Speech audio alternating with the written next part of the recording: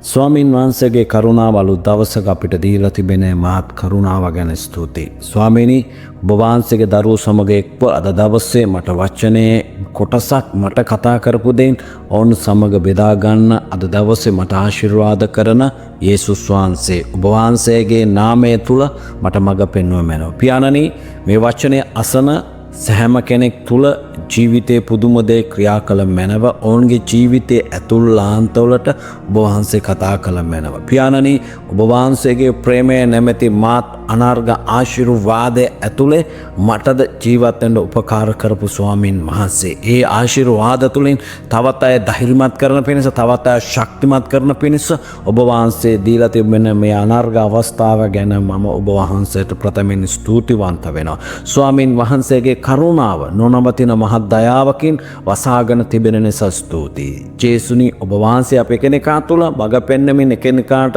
මේක තේරුම් ගන්න, අවබෝධ කරගන්න, එකිනෙකාගේ ජීවිත තුළ මේ උදෑසන පුදුම දේ සිදුවෙන පිණිස ඔබ ක්‍රියා කරන්නට කියලා යාත්‍රා කරනවා. ස්වාමිනි, දැන් ඔබගේ බලවත් දයාවෙන්, බලවත් ප්‍රේමයෙන් අපි එකිනෙකා වසා ගන්න අතර අපි එකිනෙකාට තේරුම් ගැනීමේ කරුණාවත්, ප්‍රඥාවත්, දයාවත් ඔබ වහන්සේ නිදහස් කළ මැනව මේ උදෑසන යේසුස් වහන්සේගේ අනර්ග නාමයෙන් දෙවියන් වහන්සේට ස්තුතිවන්ත වෙනවා. එපේසිය පොතේ 1 පරිච්ඡේදයේ 4 පදයේ මේම කියන උන්වහන්සේ, ලෝකේ මැවීමට ප්‍රථමයෙන් ක්‍රිස්තුස් වහන්සේ තුල අප තෝරාගත් ලෙසම උන්වහන්සේ තුල ස්වර්ග ස්ථානවල සියලු ආත්මික ආශිර්වාද වලින් උන්වහන්සේ අපට ආශිර්වාද කළසේක. ආමේන්. ස්වාමීන් වහන්සේ මේ වචන කියනවා, ලෝකය මැවීමට ප්‍රථමයෙන් ක්‍රිස්තුස් වහන්සේ තුල අප තෝරාගත් ලෙසම උන්වහන්සේ තුල ස්වර්ගික ස්ථානවල සියලු ආත්මික ආශිර්වාදවල උන්වහන්සේ අපිට ආශිර්වාද කළසේක. දෙවියන් වහන්සේ ලෝකේ මවන්න ප්‍රථමයෙන් සියලු ආශිර්වාදය උන්වහන්සේගේ සැලැස්මනෝ අපිට නිදහස් කරලා ඉවරයි. නමුත් අපි කිතුණු ගමන යද්දී ආශිර්වාදය අත්විඳින්න, ආශිර්වාදය දකින්න පුළුවන්කම තිබෙත් නමුත් අපිට පැහැදිලි කමක් නැහැ. හරි කලබලයි, අපිට තේරුම් ගැනීම අමාරුයි. නමුත් අපේ ජීවිතවලට ඒ දේවල් ලැබෙන, දැනෙන ක්‍රමවේදයන් තුලදී අපි බොහෝ වෙනස් වෙලා තිබෙනවා. දෙවියන් වහන්සේ ඉදිරියේ අපි නිශ්චල වෙන්න ඕනේ.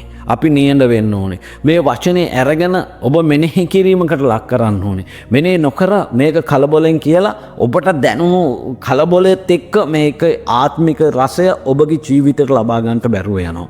ඒ නිසා ලෝකේ මැවීමට ප්‍රථමයෙන් ක්‍රිස්තුස් වහන්සේ තුල අප තෝරාගත් ලෙසම උන්වහන්සේ තුල ස්වර්ග ස්ථානවල සියලු ආත්මික ආශිර්වාද වලින් උන්වහන්සේ අපිට ආශිර්වාද කළසේක. ආමේන් කියන.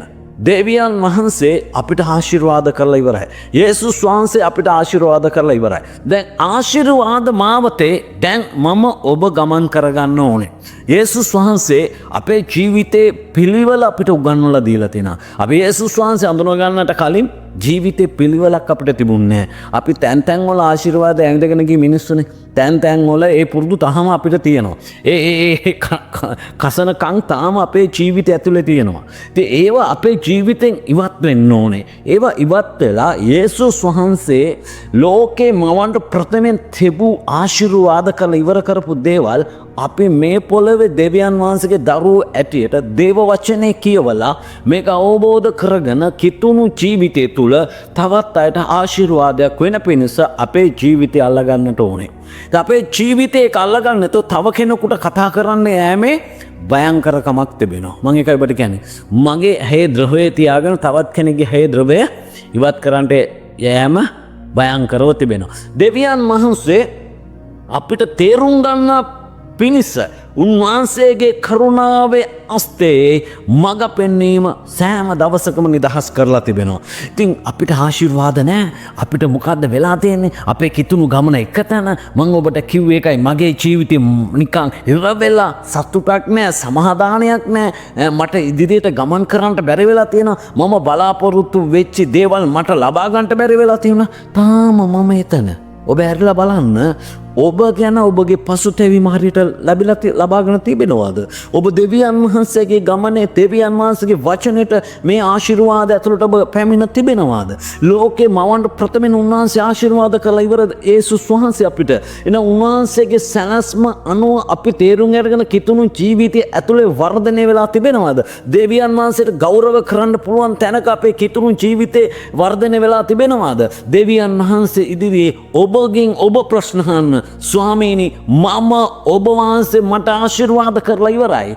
තාම මට මේ ආශිර්වාද භුක්ති විඳ ගන්නට බැරි තැන්වල මගේ ආත්මය නොතෙරීමේ කම නිසා මම මුලා වෙලා තිබෙනවා. මම මුලා වුණු මගේ ස්වභාවික මේ ආත්මය ඔබ වහන්සේ විසින් අද දවසේ මේ උදෑසන නිදහස් කරන්නට ඕනේ. මට තේරුම් ගන්නා පිණිස, මට තේරුම් ගන්න මේ තුල ජීවත් වෙන්න ඔබගේ වචනය මත මට ආශිර්වාදය තුල ස්වාමීන් වහන්සේ උනේ. මේ උදෑසන මගේ ජීවිතේ ස්වාමීනි බලපෑම් තුල ගමන් කරනවා. වේදනාවෙන් ගමන් කරනවා. ස්වාමීනි තාම සුව වෙලා නැහැ. මම අවුරුදු ගණනාවක් ස්වභාවය තුලට යනවා. තාම මට දෙවියන් වහන්සේගේ ආශිර්වාදය අල්ල ගන්නට බැරුව තිබෙනවා. නමුත් තේරුම් ගන්න, ඔබ ඔබටම කපටිකම් කරගන්නවා නම්, ඔබ ඔබටම වංචාව කරගන්නවා. හැබැයි දෙවියන් වහන්සේ ඔබ දෙස බලාගෙන ප්‍රේමයෙන් ඉන්නවා. නැවත ඇරි ඔබ ස්වාමීන් වහන්සේ ඉදිරියේ හිට ගන්නකම්. මේ ආශිර්වාද එවිට එන්නේ යන්නේ. මේ ආශිර්වාද ඔබට එවිටයි දැනෙන්න යන්නේ. එහෙම නැතිනම්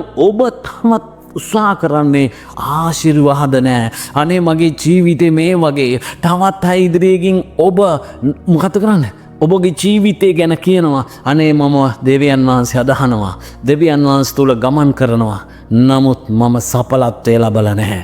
සඵලත්වය ලබන්නට නම් ඔබට දෙවියන් වහන්සේ ඉදිරියේ වචනේ ඉදිරියේ ඔබගේ කිතුණු ගමන තුල ඔබ දකින්නට ඕනේ ඔබ කවුද කියන එක. ඔබ කවුද කියලා ඔබ නොදැක්කොත් තව කෙනෙකුට ඔබ ගන්වන්නටවත්, තව කෙනෙකුට කියලා දෙන්නටවත් ඔබට නොහැකි වෙනවා. එහෙනම් දෙවියන් වහන්සේගේ මේ සියලු ආශිර්වාද අපිට දීලා තියෙනවා. දෙවියන් වහන්සේ තේරුම් ගන්න. මේ තේරුම් ගැනීම නැතිකම නිසා මොකද වෙලා තියෙන්නේ? මම් මුලා වෙන ස්වභාවයන් ඉවත් වෙන්න. ඒ නිසා තමයි ભેදය ඇවිත් තියෙන්නේ. ඒ තමයි ප්‍රශ්නේ ඇති වෙලා තිබෙන්නේ. ඒ නිසා තමයි ආරවුල ඇති වෙලා තින්නේ. විසඳ ගන්නට බැරි වෙලා තිබෙන්නේ. ආශිර්වාද කරලා තියෙන තැන්, ආශිර්වාද ලබන අය තුල උඩඟුකමක් සමහර තැන් වලට ඇවිල්ලා තියෙනවා. ඔවුන්ට ඒක තේරෙන්නේ නැහැ. මම කියන්නම්, යේසුස් වහන්සේගේ ආශිර්වාද දුන්නේ ඔබට ඒ මහත් ලෙස භුක්ති විඳින්න. ඒ ආශිර්වාද ඔබ අත්හැරලා දෙවියන් වහන්සේගේ මාවතෙන් ඔබ අත්හැරලා ඔබ තමා සපයගත්ත කියන තැන හිටගත්තොත් අන්න එතන ඔබ වරදගත්ත තැන. අන්න ඔබ එතන වැටුණ තැන. ඔබ හිතන්න, ඔබ කල්පනා කරන්න, ස්වාමීන් වහන්සේ ඔබව ගෙනාවේ කොතන ඉඳලාද? ඔබ කොයි ආකාර කෙනෙක්ද? ඔබ කොයි ආකාර ක්‍රමයකද වැසිරුනේ? කොයි ආකාර ජීවිතයක්ද ඔබ ගමන් කළේ? ඔබයි මොහොතක් සිතන්නට කල්පනා කරන්නට ඕනේ. දෙවියන් වහන්සේගේ ආශිර්වාදවත් ආත්මය ගලාගෙන යන්න ඔවුන්ට බලපෑමක් ඔවුන්ගේ ආත්මයට ලැබෙන්නට ඕනේ. ඒ නිසා ජීවිතේ නිරන්තරයෙන් නිදහස් වෙන්න. ස්වාමීන් වහන්සේට බාර දෙන්න. ජීවිතේ පුදුම දේවල් අපිට හම්බ වෙවි. වේදනාවන් හම්බ වෙයි. ප්‍රීතිය හම්බ වෙයි. ඒ නිසා අපේ ජීවිතේ විවිධ තැන්වල ඇලහැප්පීම් වේදනාකාර කඳුළු තිබේ. ඒ නිසා ජීවිතේ ස්වාමීන් වහන්සේගේ ආශිර්වාද භුක්ති විඳින පිණිස මේ උදෑසන ඔබගේ මගේ කිතුම් ජීවිතේ ඇතුලේ ස්වාමීන් වහන්සේ බලවත් ක්‍රියා කරන්න ඕනේ. එනම් මේ වචනේ ලෝකේ මැවීමට ප්‍රථමයෙන් ක්‍රිස්තුස් වහන්සේ තුල අප තෝරාගත් ලෙසම උන්වහන්සේ තුල ස්වර්ගික ස්ථාන සියලු ආත්මික ආශිර්වාද උන්වහන්සේ අපිට ආශිර්වාද කරලා අවසానයි. එහෙනම් අපි ලත වෙන්න ඕනේ මේ මාවතට පිවිසෙමු. අපි යේසුස් වහන්සේ ඉදිරියේ කියමු, සැබවින්ම මගේ ආත්මය මට පසුතැවීම ආත්මය ඕනේ. ස්වාමීනි මට තේරුම් ගන්න පුළුවන් ආත්මය එන්න ඕනේ. තව කෙනෙකුට සමාව දෙන්න පුළුවන් ආත්මය එන්න ඕනේ. මගේ දරුවන්ට සමාව දෙන්න පුළුවන් ආත්මය මට ඕනේ. ස්වාමීන් වහන්සේ එවිටයි මට ඒ ආශිර්වාද උරුමයකම ලබන්න පුළුවන්කම ලැබෙන්නේ. ස්වාමීනි මට කොතෙක් ලාභ උනක් පාඩු උනක් ඒ දේ තුල සමාව දීලා ඔව්ව නිවැරදි මාවතට ඔසවලා ගේන්න ඔබගේ කරුණාව මේ උදෑසන මට ඕනේ ස්වාමීන් වහන්සේ. ඔබ වහන්සේගේ කරුණාව මට ඕනේ ස්වාමීන් වහන්සේ. ඔබයි මේ දේවල් වලට ආශිර්වාද කරන දෙවියන් වහන්සේ. ස්වාමීනි ආශිර්වාද නොමැතිව ලත වෙලා වේදනාවෙන් තාමත් එක තැන සිටිනවා නම් යම් අන්ධකාර ආත්මයක් ඔවුන්ගේ ජීවිතවල වලට බාධා කරනවා නම් මේ උදෑසන මම ඔබගේ නාමයේ කරුණු කොටගෙන යාඥා කරනවා ජේසුස් වහන්සේගේ කල්වාරි ලේවල නාමයෙන් සියලු සතුරු උපක්‍රම ආත්ම යේසුස් වහන්සේගේ ලේවලින් පදිනවා පාතාලයට ඇරියනග ස්වාමිනේ ඒවා නිදහස් වෙන ප්‍රකාශ කරනවා යේසුනේ දැන් ඔබගේ ක්‍රියාව මේ නිදහස් කරන්න කියන ස්වාමිනේ යම් කෙනෙකුට ස්වාමිනේ ඉදිරියට යන්න බැරුව ආශිර්වාද අත්දකින්න බැරුව මේ වචනය තුල ඔය ආශිර්වාද ඔහු තුල භුක්ති විඳින්න බැරුව ඒ දේවල් නිසිලෙස කල්පනා කරගන්න බැරුව ලත වෙමින් තිබෙනවාද ඔහුට ජීවිතේ වෙනස් වෙන මේ උදෑසන මේ යාච්ඡම ඇතුලේ ඔහුට ධෛර්යය උපදෙවුව මැනව ඔහුට ශක්තිය උපදෙවුව මැනව ස්වාමින් වහන්සේගේ බලය ඔහු තුල නිදහස් කළ මැනව යේසුනේ ඔබගේ ක්‍රියාව ඇයි තුළ බලවල් ලෙස ක්‍රියා කළ මැනව